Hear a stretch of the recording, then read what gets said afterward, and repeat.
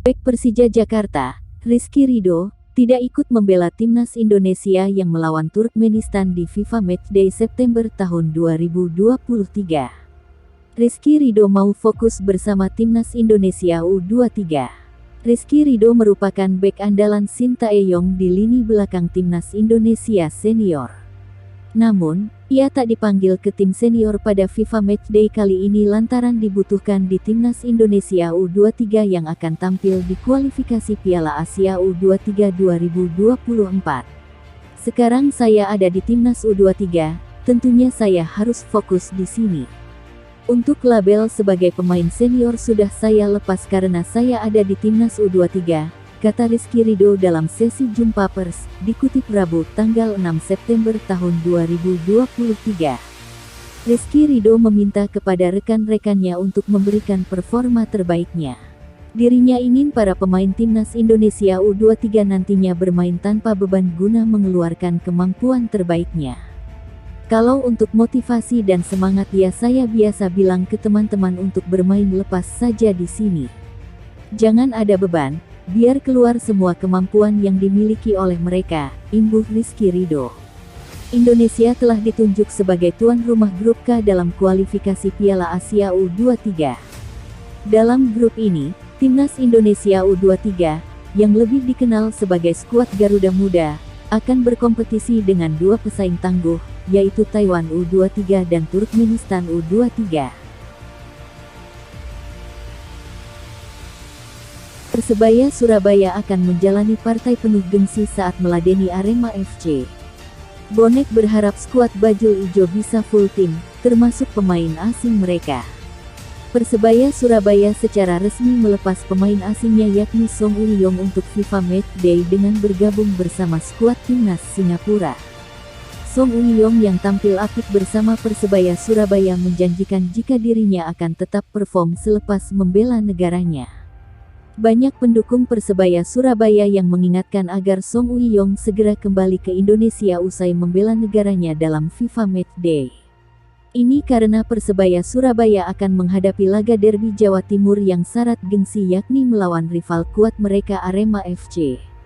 Laga Persebaya Surabaya vs Arema FC yang diperkirakan akan penuh tekanan dari fans ini akan dilangsungkan pada tanggal 23 September tahun 2023 di Gelora Bung Tomo.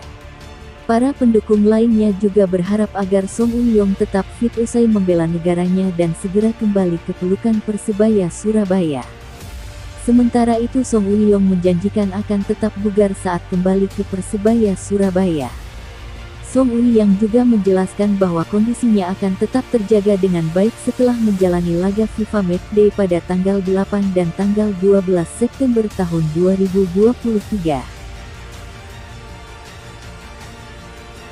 Penampilan Muhammad Rafli bersama Arema FC kembali menjadi sorotan usai tampil gemilang dalam dua laga terakhir Liga 1 2023. Juru gedor bernomor punggung 10 itu sukses mencetak 2 assist dan membantu Arema FC meraih 2 kali kemenangan beruntun di Liga 1 2023. Pada saat menghadapi Persikabo di pekan ke-10, umpan silang M. Rafli dari sayap kiri mampu dimanfaatkan oleh Dedik Setiawan menjadi gol. Begitu juga di pekan ke-11 saat Arema FC menghadapi Bayangkara FC, M. Rafli kembali memberikan umpan manis kepada Ginanjar Wahyu untuk mencetak gol.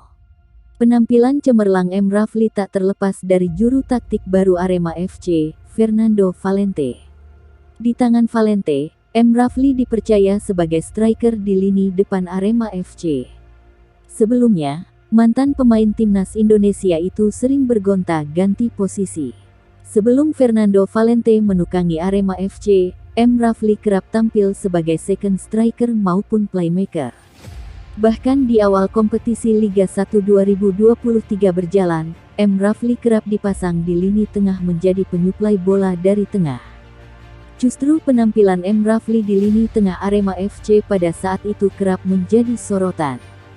Hingga akhirnya Fernando Valente mengembalikan lagi posisi M. Rafli sebagai seorang striker yang bertandem dengan Dedik Setiawan atau Gustavo Almeida. Saya punya ide yang berbeda dan berharap ide itu bisa membantu pemain.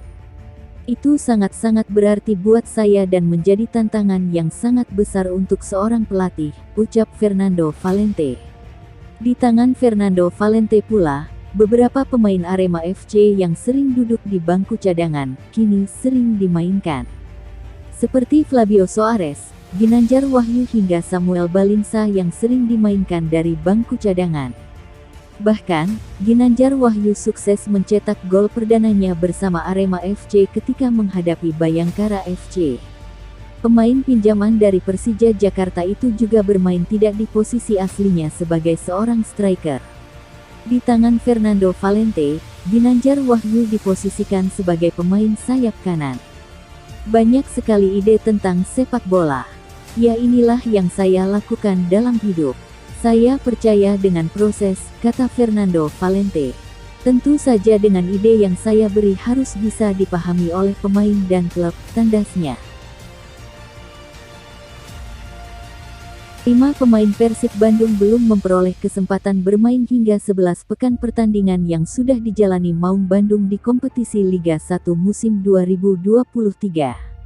Kelima pemain yang belum pernah mencicipi kesempatan bermain tersebut adalah Ahmad Jufrianto, Seva Sanggasi, Erianto, Reki Rahayu dan Ridwan Ansori.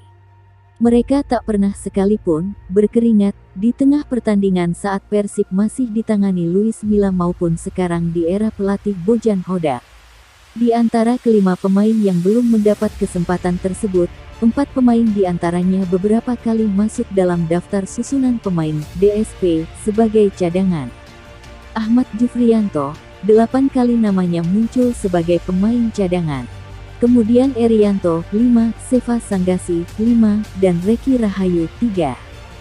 Sedangkan Ridwan Ansori tak pernah sekalipun masuk DSP.